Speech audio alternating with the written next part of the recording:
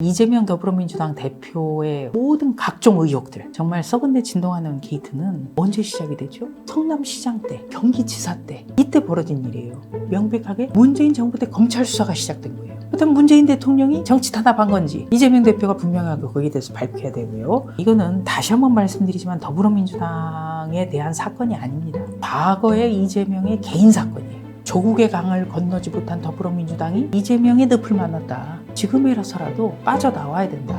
빨리 빠져나와야 되죠. 어제 검찰이 이재명 민주당 대표의 구속영장을 청구했었는데요. 지금 그래서 오늘 규탄대회도 벌어지고 대장동 또 성남FC 이것 때문에 지금 이걸 대해서 정치 탄압이다 뭐 이렇게 야권에서는 반발을 하고 있는데 앞으로 상황이 어떻게 전개될 거라고 보시는지요? 우선 좀 사실관계를 좀 짚어봐야 될 것 같습니다. 예. 이재명 더불어민주당 대표의 모든 각종 의혹들, 그리고 대장동, 백현동, 위례신도시 이렇게 둘러싼 정말 썩은내 진동하는 게이트는 언제 시작이 되죠? 성남시장 때, 경기지사 때, 이때 벌어진 일이에요. 그리고 특히 경기지사 때는 문재인 정부 때예요. 그렇다면은 문재인 정부가 이재명 대표를 탄압했다는 거 아니겠습니까? 그런 논리라면 사실관계가 전혀 다르죠. 어떻게 보면 자치단체장으로서 해서는 안 되는 인허가에 관여를 했기 때문에 문제가 된 겁니다.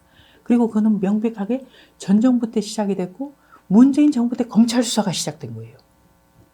그렇다면 문재인 대통령이 정치 탄압한 건지 이재명 대표가 분명하게 거기에 대해서 발표해야 되고요.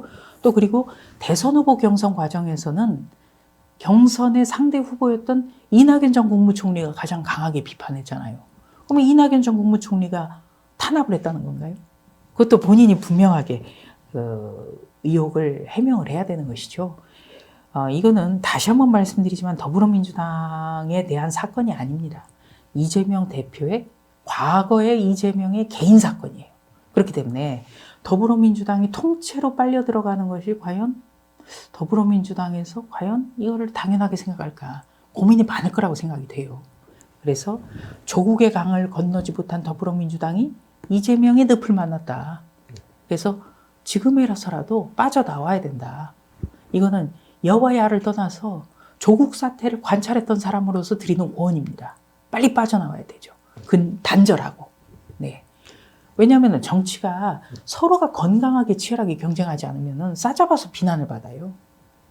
그래서 더불어민주당이 빨리 이재명 대표와 절연을 하고 건강한 모습으로 태어나야 우리와도 건강하고 치열하게 싸움을 하고 국민들이 그것을 반길 것이다. 민생을 놓고 치열하게 맞붙어야죠. 왜 우리가 이재명 대표 개인의 비리를 놓고 지금 서로가 공방을 벌여야 되는지 참 안타깝습니다.